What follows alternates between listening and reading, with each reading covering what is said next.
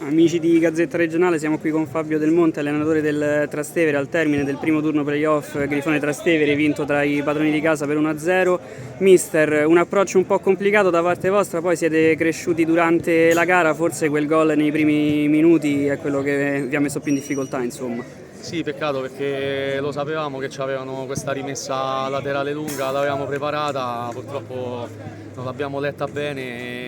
È l'unico errore forse che posso dire che abbiamo fatto, poi per il resto secondo me i ragazzi hanno fatto una partita spettacolare, io li ho ringraziati perché il percorso è stato fantastico, siamo arrivati qua, ce la siamo giocata alla pari con una squadra che comunque è una delle favorite per vincere, noi non dovevamo neanche arrivarci, quindi sono soddisfatto che ce la siamo giocata alla pari e forse nel secondo tempo meritavamo qualcosa in più, però è andata così, bravi loro, complimenti a loro, complimenti al mister che è bravo e niente, noi ci rimbocchiamo le maniche e ci prepariamo per il Beppe Viola che è quello che adesso inizierà.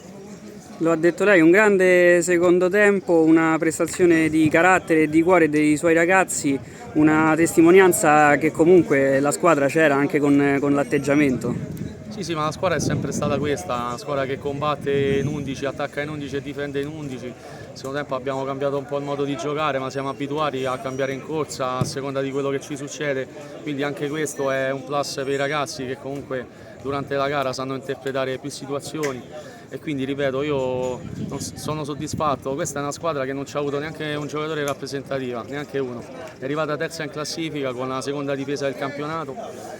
forse era considerata poco da tutti, siamo arrivati qua, abbiamo fatto secondo me una grande stagione e oggi ce la siamo giocata alla pari, ripeto, io sono orgogliosissimo dei miei ragazzi, per me sono i più forti di tutti, anche se oggi abbiamo perso, ma per me sono i più forti. Perfetto, grazie, in bocca al Grazie lupo. a voi.